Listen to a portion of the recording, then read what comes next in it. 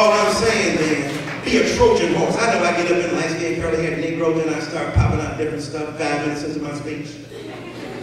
My God, he's so told this is where did Snoop come from? Because he's inside of me. My daddy up inside of me. My brother in prison for 20 years up inside of me too. All those niggers, Negroes, colors, bastards, despised others, ontological otherized agents of their own destiny or demise, they're in me too. I'm a Trojan horse. They will me in because I got a PhD from Princeton. They will me in because I wrote 20 books. They will me in because I speak the King's English. They say to the Queen's taste. But when I get going and I let you know who I am, I'm a Trojan horse. I'm letting every nigga I know up in me, outside of me, down the ramp. I'm letting every person who never looked into my eyes, who prayed for me, who loved me, who didn't speak right, who got on their knees and said, Lord, help me. I got all of them up inside of me. Your job is to be a Trojan horse. One more point, I'm done. It's personal. It is. What you and I must do is get beyond these isms that are killing us from within. Now, if we're going to have some real progress, cut out the homophobia.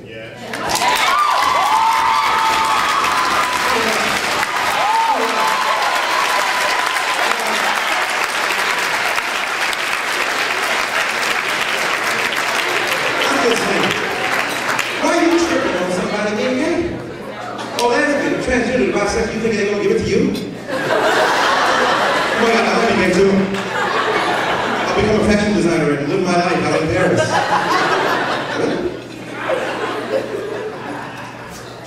Black folk been living off of gay genius for a long time.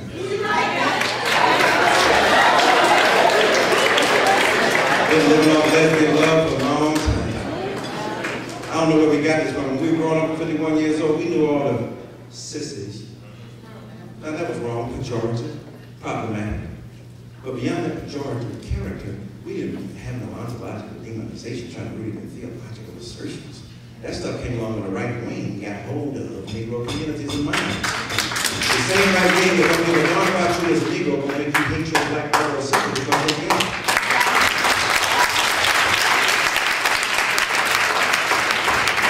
All them black folk we preaching against and they in the choir at church. Some of them gave you money to go to school, and then you get homophobic and get retroactively homophobic. If I'd have known you were gay, I wouldn't have taken your money. I ain't seen no black church that turned down gay money. I ain't seen it. We do not accept lesbian ties. The only kind of money they don't want is change.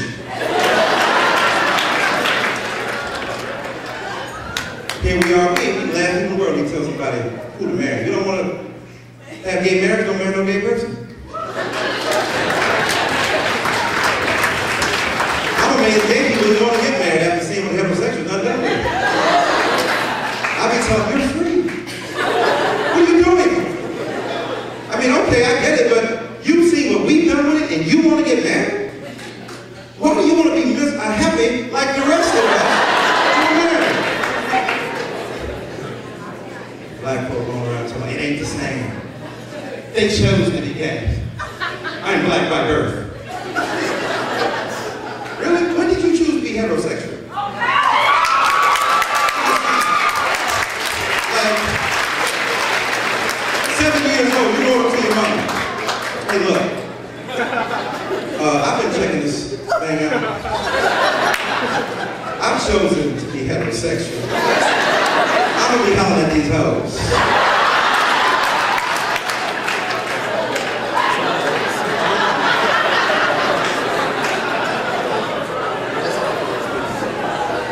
Misogynistic, sexist, patriarchy that demonizes a woman as a hoe is the same culture that demonizes gay, lesbian, transgender, and bisexual.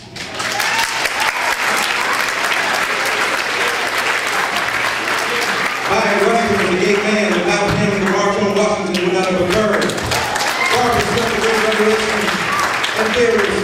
Arthur Lord, the great poet, and so many other people who were forced to be in the closet. James Baldwin. Cut that out. Cut out Langston Hughes, thank you, brother, and a whole bunch of preachers and singers who you love, who are stuck in the closet, can't come out because you intimidated. A lot of singers you know that we love, but we didn't want to know. We had don't ask, don't tell. And so let's cut that out. Let's cut out the prejudice against poor people. Oh my God. All this beating up on poor people. Look, I love Bill Cosby. He's a great man. He's a brilliant rhetorician. He's a comedic genius. As a social analyst, he lacks the skills of an Elijah Anderson or Roy Brooks as a legal affairs. I understand he got some good point, but they're gonna stop beating up on people who can't fight back. You beat up on Colin Powell. Beat up on Condoleezza Rice. Beat up on Barack Obama. Beat up on Mike Tyson. Why are you beating up on folks who can't holler back? Because if you holler at me, I'm coming at you.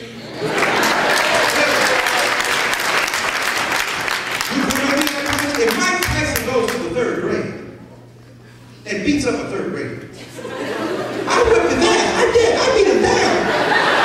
I did. I knocked him with the left and then knocked him down with the right.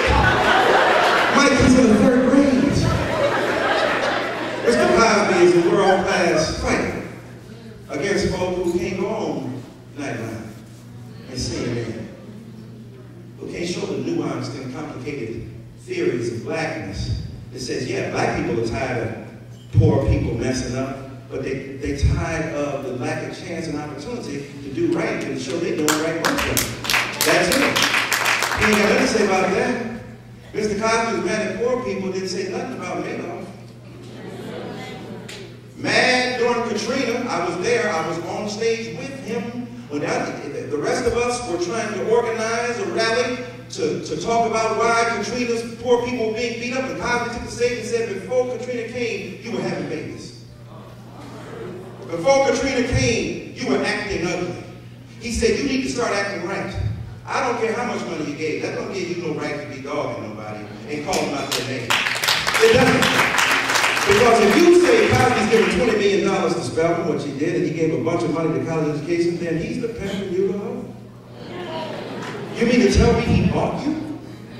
So if I give enough philanthropy, I can say what I want, I can engage in all kinds of nefarious activities, it's all right. No logic has to prevail, no analytical acuity has to prevail, no insight has to prevail, no justice has to prevail. Mr. Cosby was ill-informed. He talked about Shaniqua and Taliqua and Muhammad and all that crap, and they're all in jail. He said, no, they're not. Many of you are here today. I signed books from Shaniqua, S-H-A-N-E-E-Q-U-A. Okay, baby, thanks. I ain't mad. Getting a degree from Yale. Shaniqua going to Harvard. Shaniqua going to Howard. Shaniqua going to Morehouse. It ain't her name. There's a woman on TV every day named Oprah. That ain't no regular name. Who you named Oprah besides?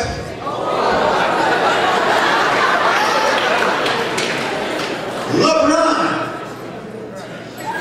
Shaquille O'Neal. Is that black Irish?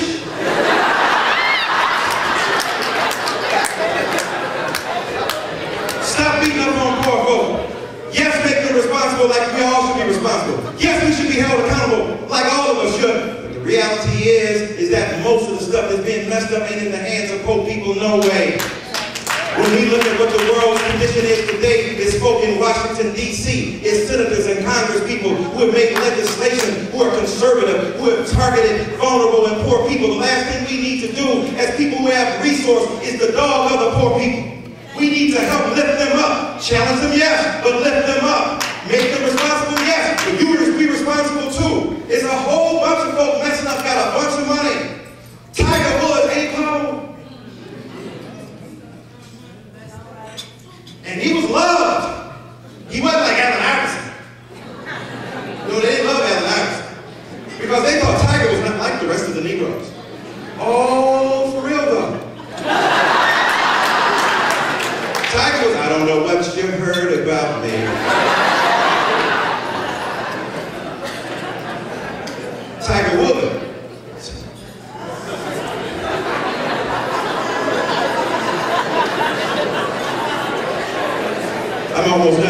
point simply is this. Stop beating up on poor folk, and at the end, stop beating up on women.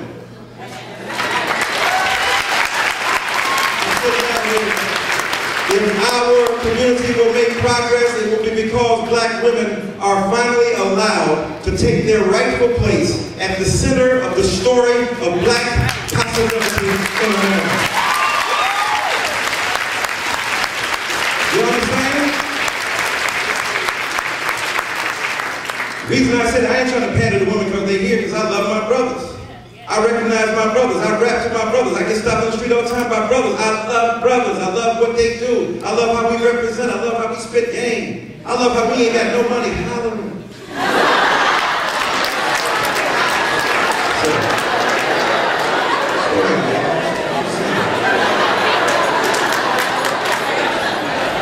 You got a great future. I mean, you know, brothers, heaven must be a recess. Angels down here on earth. I mean, it don't take no schooling to get to that. Brother popping game. A lot of people, everybody, every kind of race of women want brothers.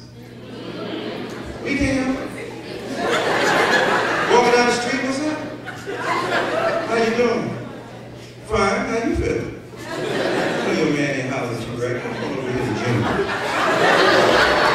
Bob has insufficiencies that Junior can't fulfill.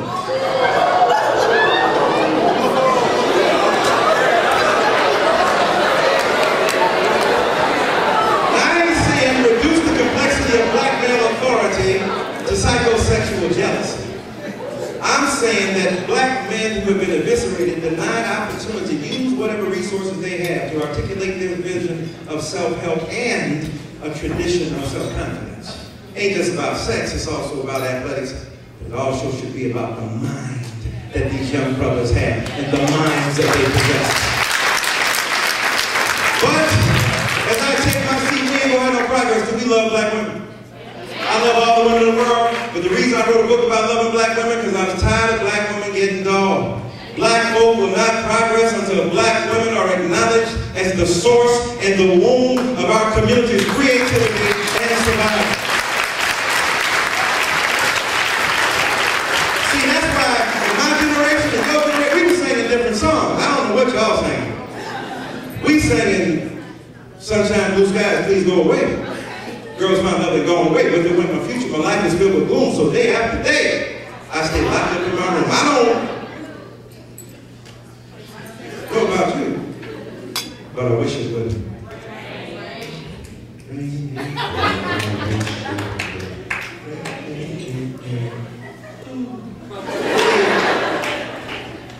We had a sense of tenderness. Now, we were tragic and crazy too. But we didn't want to celebrate our pathology in public by putting it on a lyric. We tried to hide the messiness and the madness. That's why when we get older, I think, you know, all these sisters, no disrespect to the young cats, but the old man love is a deep thing. Ain't gonna call you out your name. We done saved our money, so we ain't trying to spend it on Xbox. I can have the truth. I'm buying a nice purse. Not because we're trying to own you, we're trying to show you affection is related to material possession, not to manipulate, but to express affection. Ain't trying to capture you, trying to highlight, to let you know your real worth is beyond what these cats have been telling you. So all we said, oh man, no, they might get there faster, we stay there longer.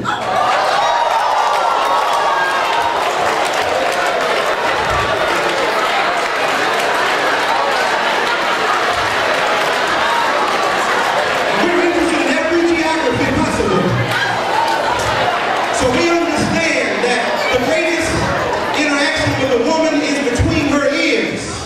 So we penetrate her psyche and we understand her soul. We understand what motivates her. Old man love. I want that old man love. Then we sang our songs. Girl made us go crazy. We didn't mind. Have you seen it? Tell me, have you seen her? I see her face as the cold wind blows on the street, even at the picture show. Have you seen her? Why, oh, why did she have to leave and go away? Oh, I've been used to having someone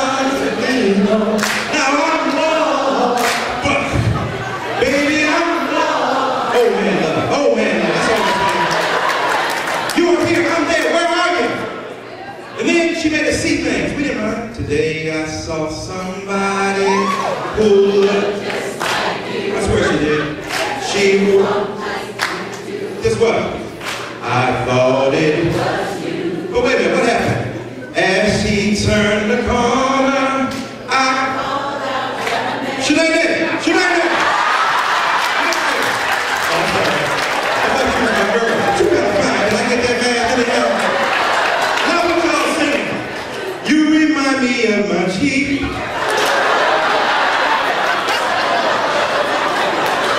You don't think I ain't getting sex? No, you didn't.